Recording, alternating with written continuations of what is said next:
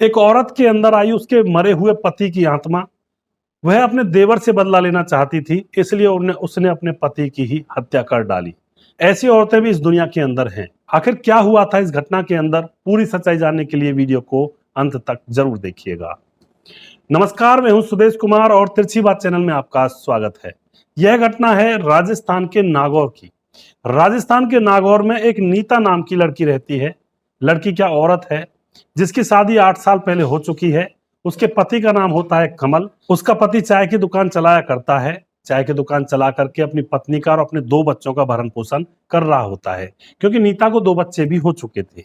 और यहाँ पर उसके पति का एक भाई भी था जिसका नाम था अभिषेक, जो कि उसका देवर लगता था नीता का, और खास और सगा देवर था। लेकिन वह अपने पति को लेकर परिवार से अलग रहा करती थी। अब यहाँ पर क्या होता है दोस्तों, एक दिन नीता बाहर से अपने घर के अंदर आती है और घर के अंदर आकर के देखती है कि उसका पति पंखे से लटका हुआ है, यानी कि अपनी जान दे दी है। पति को देख करके वह जोर जोर से रोने लगती है। आस पड़ोस के लोग वहां पर इकट्ठा हो जाते हैं कि आखिर इस घर के अंदर हुआ क्या है। अंदर आकर लोग देखते हैं तो वहां पर उसके पति की मौत हो चुकी थी। किसी ने पुलिस के पास फोन कर दिया, पुलिस वहां पर आती है। पुलिस आकर उस डेड बॉडी को देखने लगती है तो पुलिस को दिखाई देता है कि उस डेड बॉडी के ऊपर नाखूनों के निशान थे। लेकिन पुलिस अभी कुछ कह नहीं सकती थी। पुलिस उस डेड बॉडी को पोस्टमार्टम भेजने के लिए तैयारी करने लगती है।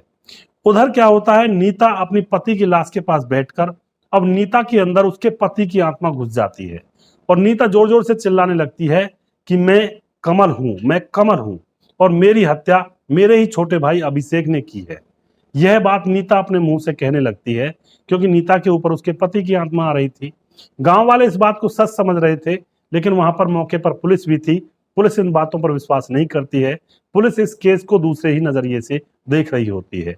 लेकिन गांव के लोगों को तो आपको पता ही है, गांव वाले उसके ऊपर चढ़ावा चढ़ाने लगते हैं और भाई यहाँ पर इसके ऊपर आत्मा आई है, यह तो देवी है, सती है और इसने तो सही सी बात बता दी है, इसका पति इसके ऊपर आया है। लेकिन दोस्तों, राज कुछ और ही था। राज तो यहाँ पर खुलने वाला था और बहुत ही भयावह राज था। अब यहाँ पर पुलिस उस डेड बॉडी को पोस्टमार्टम के लिए भेज देती है और इंतजार करती है कि पोस्टमार्टम रिपोर्ट आएगी तभी जाकर कोई कदम उठाया जाएगा। पोस्टमार्टम रिपोर्ट आती है तो पुलिस को पता लगता है कि उस व्यक्ति को सच में ही किसी ने मारा है, मार करके पंखे से लटकाया है। उसके शरीर पर नाखूनों के निशान भी हैं। अब पुलिस गांव के अंदर आती है और पूछताछ में जुट जाती है और आस पड़ोस के लोगों से पूछा जाता है तो कुछ लोग दांतों तले उस औरत के चरित्र पर शक कर रहे थे, उसके बारे में बातें कर रहे थे।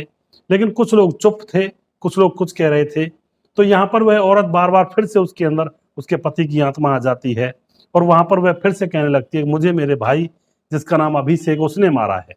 तो यहाँ पर पुलिस को और डाउट होता है और यहाँ पर उस कमल के छोटे भाई अभिषेक को पुलिस अरेस्ट कर लेती है और उससे पूछती है कि बताओ सच्चाई क्या है। अभिषेक कहता है कि मुझे नहीं पता, मैंने नहीं मारा अपने भाई को। लेकिन पुलिस कहती है कि अगर तुम चुप रहोगे तो तुम्हें सजा हो जाएगी, तुम्हें जेल में डाल दिया जाएगा। तुम सारी बातें सच सच बता दो और अगर तुम्हारा खोट नहीं होगा तो तुम्हें छोड़ दिया जाएगा।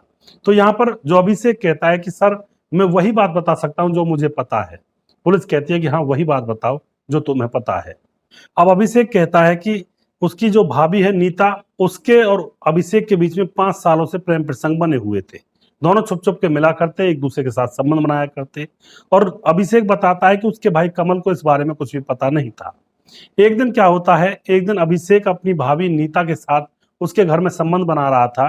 तभी यहाँ पर अभिषेक का भाई कमल, नीता का पति कमल, वहां पर एकदम से आ जाता है और कमल अपने भाई को और अपनी पत्नी को दोनों को रंगे हाथों पकड़ लेता है। उसके बाद यहाँ पर वह बहुत ज्यादा फटकार अपनी पत्नी में लगाता और बहुत ज्यादा फटकार अपने भाई में लगाता है और कहता है कि तू तो मेरा खून ही नहीं है, तू तो बहुत ही बेकार आदमी है। तो यहाँ पर जो अभिषेक होता है वह समझ जाता है और भाई के सामने गिड़गिड़ाने लगता है। कहता है, भाई मुझसे गलती हो गई, मैं अनजाने में मैंने ये काम किया है, आज के बाद ऐसा काम कभी नहीं करूंगा, मैं तुम्हारे घर भी नहीं आऊंगा। तो बड़ा भाई था, बड़ा भाई माफ कर देता है छोटे भाई को। उसके बाद अभिषेक अपने घर रहने लगता है। लेकिन यहाँ पर जो नीता होती है वह बार बार उसको बुलाया करती है, लेकिन अभिषेक आया नहीं करता है। नीता बार बार उसके पास फोन करती, बुलाती, अभिषेक आता नहीं है। और उसके बाद अभिषेक बताता है कि अब मैंने आज देखा कि मेरे भाई की मौत हो चुकी है, वह पंखे से लटका हुआ मिला है। उसके बाद पुलिस तुरंत नीता को अरेस्ट कर लेती है और पुलिस के हिसाब से तौर तरीके से पूछताछ करती है। तो नीता, जिसके ऊपर उसके पति की आत्मा आ रही थी, अब उसके पति की आत्मा निकल जाती है उसके नीचे अंदर से, और उसकी खुद की आत्मा जाग जाती है। अब नीता यहाँ पर पुलिस को स्पष्ट बताती है कि उसके और उसके देवर के अवैध संबंध थे। उसके पति ने इन दोनों को पकड़ लिया था। उसके बाद उसका देवर उसके पास नहीं आया करता था, लेकिन नीता को तो अपने देवर की लत लग चुकी थी। देवर उसके पास नहीं आता है तो नीता सोचती है कि अब मुझे अपने देवर से बदला लेना ही होगा। अब वह सोचती है कि इसके भाई को मार देती हूँ, यानी कि अपने पति को, और फिर इसका इल्जाम अपने देवर के ऊपर लगा दूंगी।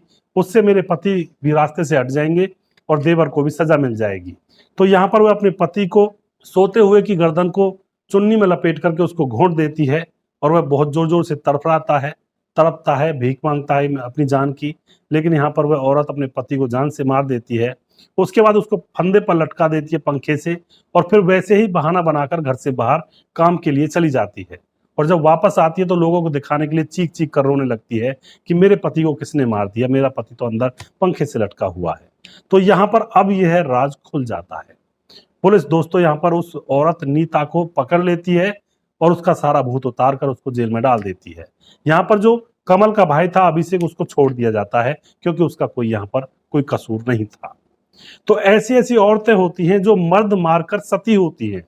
ये औरत ने ऐसा ही तो किया, अपने आदमी को जान से मार दिया और फिर भली भली बन गई कि भाई मैंने कुछ नहीं किया, इसके भाई ने इसको मारा है, उसको जेल में पहुंचाया जाए।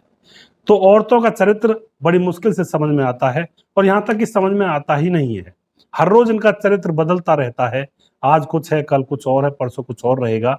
तो औरत का जो चरित्र होता है वह समझना बहुत मुश्किल है, और मर्द का जो भाग्य होता है वह कब निकल आए, कब चलने लगे, इसके बारे में भी अंदाजा लगाना बहुत मुश्किल है।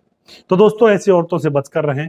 औरतें बहुत साजिश वाली होती हैं, थोड़ा सा इनसे सावधान रहें, वरना 1 मिनट में जान भी जा सकती है।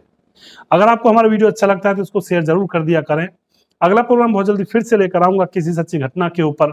तब तक आप खुश रहें, सावधान रहें, और थोड़ा सा सावधानी से रहें, अपने घर के अंदर भी देख कर रहें कि कोई कैसा है, कोई कैसा है।